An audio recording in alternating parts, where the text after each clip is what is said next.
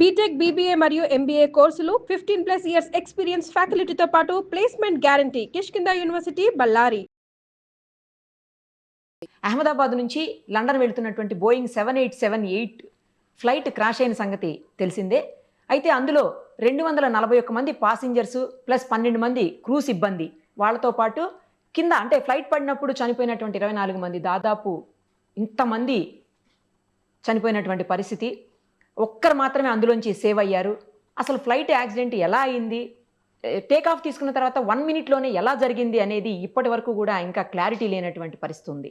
ప్రస్తుతం మనతో పాటు లైవ్ కాల్లో అందుబాటులో ఉన్నారు కెప్టెన్ మమతా గారు. ఒకసారి ఆమెతో మాట్లాడదాం.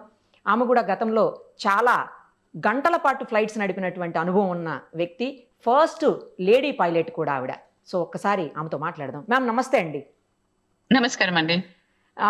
మ్యామ్, ఫ్లైట్ యాక్సిడెంట్ రెగ్యులర్గా మనం చూస్తూనే ఉంటాము, కానీ ఇంతమంది చనిపోవటం ఈ మధ్యకాలంలో అయితే చూడలేదు. ఏ కారణంతో, అంటే సాంకేతిక లోపాలా లేకపోతే ఇంకా ఏ కారణంతో ఈ ఇన్సిడెంట్ జరిగి ఉండొచ్చు అని చెప్పి మీ అనుభవంతో చెప్పగలుగుతారు మ్యామ్? అంటే అమ్మా, మాక్సిమం యాక్సిడెంట్స్ మీరు చూస్తే హిస్టరీలో కూడా take off and landing phase లోనే అవుతాయి. Yes ma'am. So this is a common thing అన్నమాట. And yes, definitely India law, this has been the biggest accident ever since we are in aviation. Yes. And this was absolutely devastating yesterday. And ikkada it is very difficult for us to conclude as to enduku ayindi anedi conclusion ki manam ippude raalemo. There could be various factors. Okay.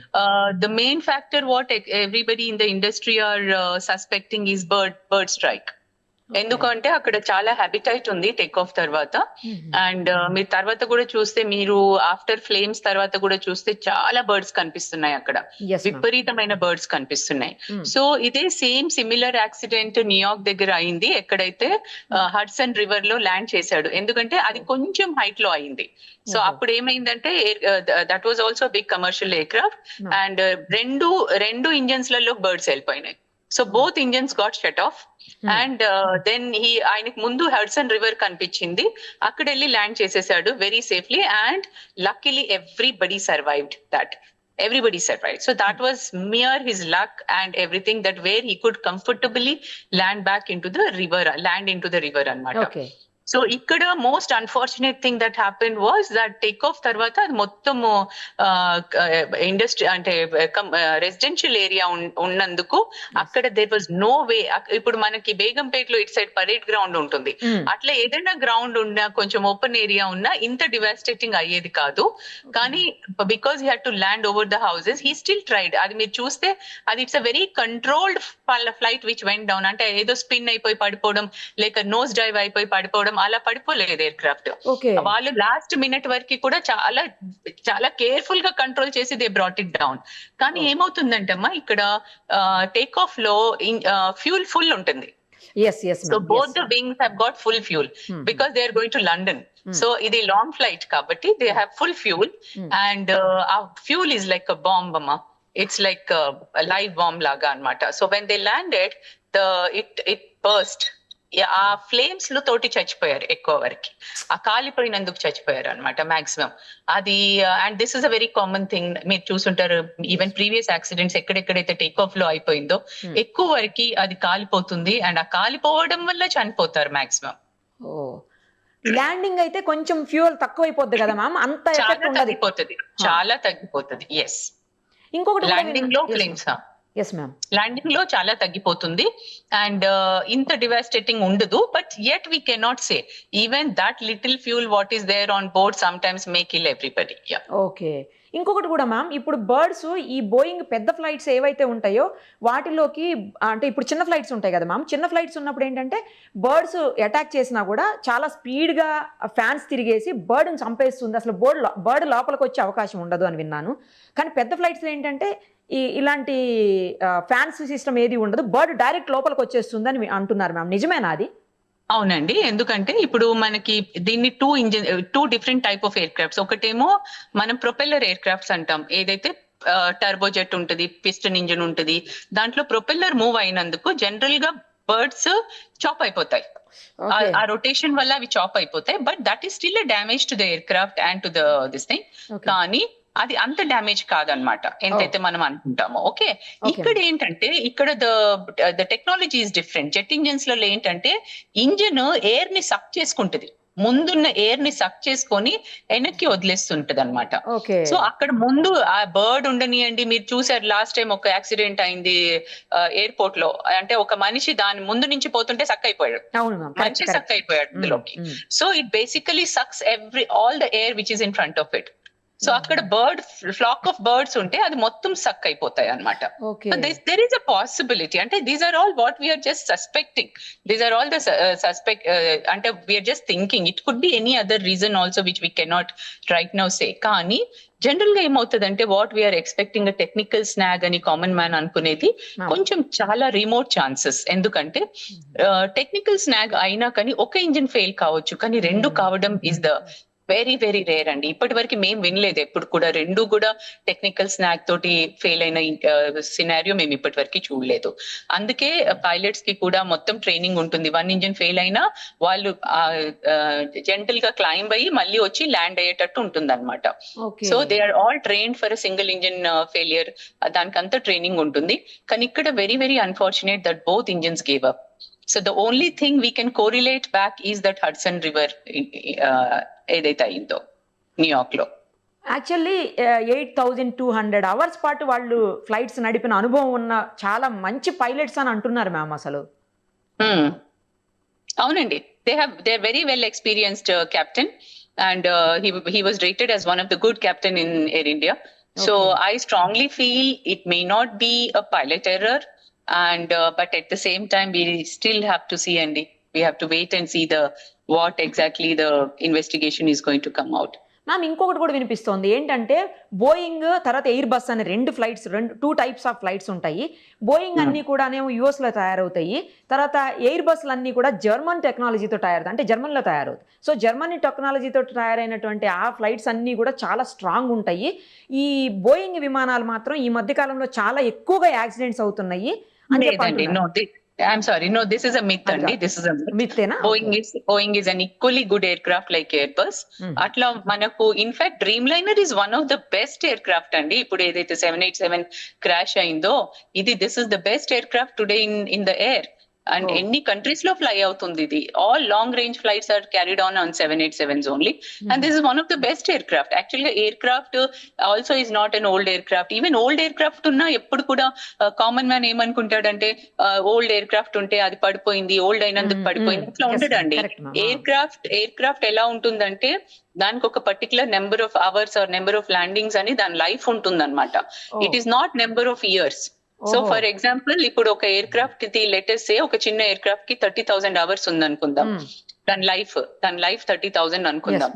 So అది every year ఒక 1,000 hours fly అయితే అది ఒక 30 years లో మనం ground చేసేస్తాం.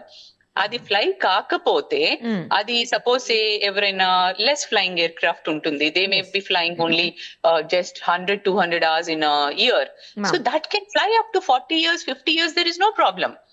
So aircraft ki life years wise eppudu undadu. Aircraft life is always depending on the number of hours or number of landings. Kabatti we assume that aircraft probably was, I don't think there was any issue with the aircraft, but unless the investigations come out, black box lo chala readings untai, chala villaki data dorukutundi, vallu em maatlaadaru last minute lo pilots, adantha manaki black box lone telustundi annamata. Actually ఇది కూడా 12 years age అని చెప్తున్నారు ma'am flight కి. It is very young, very young. So that age is not a problem at all. Ma'am actually black box అంటారు, ATC అంటారు, తర్వాత May Day call ఏదో ఇచ్చారు, 1 minute ముందే మేడే కాల్ ఇచ్చారు అన్నారు. అసలు మేడే కాల్ అంటే ఏంటి ma'am? Madam, mayday call ante it's a distress call. That it means that there is an imminent threat to the aircraft or to the passengers on board, either of it. So it's a mayday. Ante okavela pilot unconscious అయిపోతే, captain unconscious అయిపోతే కూడా co-pilot mayday call ఇచ్చేస్తాడు, because that is a threat now to the aircraft. Or మనకి ఏదైనా fire aircraft మీద ఏదైనా fire అయినా అంటే now we have to put the aircraft down immediately అనమాట, as early as possible. That is called the mayday call. అలాగే ఒక వేరే కాల్ ఉంటుంది పాన్ అని. pan అంటే it is a it's a urgency call but not a distress. అంటే there is no danger to the aircraft but it could be some medical emergency ఉండొచ్చు, ఏదైనా passenger కి హార్ట్ అటాక్ రావచ్చు, అట్లాంటి ఏమైనా కాల్స్ ఉంటే we give them a pan call అన్నమాట. అంటే there is an urgency but it's not a distress. Okay okay అంటే Yeah, so there are call two బట్టి different మీకు calls. అర్థమైపోతుంటుంది అది ఏం కాల్ అనేది. Yeah, so there are two different calls అన్నమాట, distress and an urgency call. Okay So Mayday is a distress call. Ma'am ATC అంటే ఏంటి, అలాగే బ్లాక్ బాక్స్ అంటే ఏంటి, ఏముంటది అందులో? ATC అంటే ఎయిర్ ట్రాఫిక్ కంట్రోల్ అమ్మా. Mm. ఎయిర్ ట్రాఫిక్ కంట్రోల్ లో బేసికల్ గా ఏమవుతుందంటే వాళ్ళు కంట్రోల్ చేస్తున్నారు కదా, ఇప్పుడు ఈయన టేక్ ఆఫ్ క్లియరెన్స్ ఇచ్చారు, టేక్ ఆఫ్ క్లియరెన్స్ ఇచ్చిన తర్వాత టేక్ ఆఫ్ అయ్యాడు, Yes. టేక్ ఆఫ్ కాగానే he gave a May Day call. Oh. That means there was some problem with him immediately after takeoff. It was within 30 seconds. Within 30 seconds, he was coming down. So the ATC is always in touch with the pilot. So మాకు ఏ emergency ఉన్నా ఏదున్నా we immediately inform them on the ATC. ఆ ATC అనేది ఎలా ఉంటుందంటే అమ్మా, ఇది ఒక ఫ్రీక్వెన్సీ మీద మేము మాట్లాడుతున్నాం. సో ఇప్పుడు ఆ ఫ్రీక్వెన్సీ మీద మేము మేడే కాల్ ఇస్తే అన్ని ఎయిర్ క్రాఫ్ట్స్ ఏవైతే ఆ ఫ్రీక్వెన్సీ మీద ఉన్నాయో అందరూ వింటారు. Okay. So that aircraft which is in distress will get a priority. So మిగతా ఎయిర్క్రాఫ్ట్స్ ని దూరం పంపించేస్తారు వెంటనే. ఇక్కడ ఆ టైం లేదు, ఇక్కడ ఎవ్రీథింగ్ హ్యాపెండ్ ఇన్ 30 seconds కాబట్టి ఆ టైం లేదు.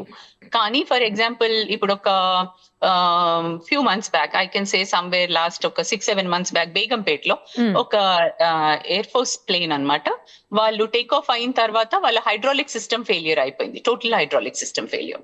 Okay. And they had lot of fuel on board. Air crafts కూడా ఎలా ఉంటాయంటే, ఇప్పుడు మనం టేక్ ఆఫ్ వెయిట్ వేరే ఉంటుంది, ల్యాండింగ్ వెయిట్ వేరే ఉంటుంది. అంటే suppose my take of weight is x tons అనుకుందాం. Now x minus something will be my landing weight. అంటే ఇప్పుడు నేను ఒక 2-3 tons ఫ్యూల్ బర్న్ చేసిన తర్వాతనే నేను ల్యాండ్ అవ్వగలుగుతాను. I cannot land with the same takeoff weight. So అలా కాబట్టి ఈ ఎయిర్ క్రాఫ్ట్ ఏదైతే ఎయిర్ ఫోర్స్ ఎయిర్ క్రాఫ్ట్ ఉండేనో వాళ్ళు ఏమైంది, టేక్ ఆఫ్ అయిపోయారు, హైడ్రాలిక్ ఫెయిలియర్ అయింది, they are safe, there is no problem. Hydraulic failure అంటే basically some systems will not work and one of the main system is your landing gear. So landing gear లక్కీగా ఏమైందంటే వాళ్ళు ఇంకా retract కూడా చేయలే, వాళ్ళకి పైకి వెళ్ళలే. దీంట్లో కూడా చూస్తే మీరు ల్యాండింగ్ గేర్ ఇంకా కిందికే ఉంది. సో అలాగే వీళ్ళు టేక్ ఆఫ్ కాగానే హైడ్రాలిక్ ఫెయిలియర్ వార్నింగ్ వచ్చినందుకు వాళ్ళు ఇమీడియట్ గా రిపోర్ట్ చేశారు. సో అప్పుడు ఏం చేశారు, బేగంపేట్ లో మిగతా ట్రాఫిక్ నంతా డైవర్ట్ చేసేసి అతను ఒక్కడనే ఒక హాఫ్ అన్ అవర్ వరకు అబౌవ్ పెట్టారు. తర్వాత he was little comfortable though hydraulic failure is still showing the warning. కానీ what he said is that I need to burn the fuel for 2 hours. So he stayed just above the airfield only. He was burning the fuel for 2 hours and then he came and made a safe landing. అలా fly అవుతూనే ఉండాలి, అది burn అయ్యే వరకు. Fly అవుతూ he burned the fuel అన్నమాట. So there are certain procedures like that also. Okay. ఇప్పుడు ఈ బ్లాక్ బాక్స్ అంటే ఏంటి మ్యామ్? ఏది జరిగినా కూడా బ్లాక్ బాక్స్ లో కంపల్సరీ రికార్డ్ అవుతుంది అంటారు? అంటే మన ఇప్పుడు కో పైలట్ మాట్లాడింది, anything that is happening in the cockpit, everything is recorded. So that is the thing which will give us the complete air craft. ఇవి కూడా ఉంటాయి ఎయిర్ క్రాఫ్ట్ పారామీటర్స్.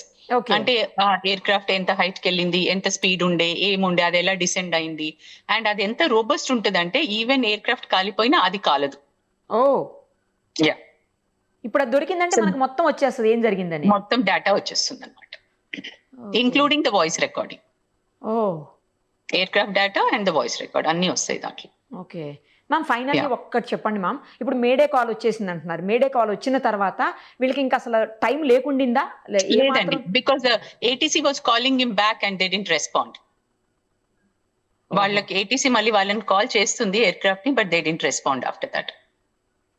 ఓకే, అంటే బర్డ్ అయ్యే అవకాశం ఇప్పుడు ఏటీసీ నుంచి వాళ్ళకి మేడే కాల్ వచ్చింది కదా మ్యామ్, ఆ కాల్ వచ్చినప్పుడు ఏటీసీ నుంచి కాదు, ఎయిర్ క్రాఫ్ట్ నుంచి ఏటీసీకి వెళ్ళింది కదా కాల్. ఆ వెళ్ళినప్పుడు వాళ్ళంటే ఈ ఇంజన్ లో ప్రాబ్లం ఉందని ఉద్దేశం, లేకపోతే బర్డ్ హిట్ చేసింది అది కూడా చెప్పలే వాళ్ళు, they didn't announce a bird hit అని అనౌన్స్ చేయలే వాళ్ళు. ఓహో, సో స్టిల్ వీఆర్, అందుకే మాకు ఇంకా there are so many openings ఇంకా అన్నమాట. We can't make out unless we get to know. ఆ బ్లాక్ బాక్స్ లోనే చాలా ఇన్ఫర్మేషన్ తెలిసిపోతుంటది. ఎప్పటికి తెలుస్తుంది మ్యామ్ అది? మన కంప్లీట్ ఇన్ఫర్మేషన్ మినిమం టేక్ ఈ బ్లాక్ బాక్స్ వీళ్ళు మళ్ళీ మ్యానుఫ్యాక్చరర్ కి వెళ్తుంది దాని అనాలిసిస్ కోసము. సో నేను అనుకోవడం అయితే మోస్ట్ మినిమం 15 రోజులు పడుతుంది. అబ్బా, అది మినిమం.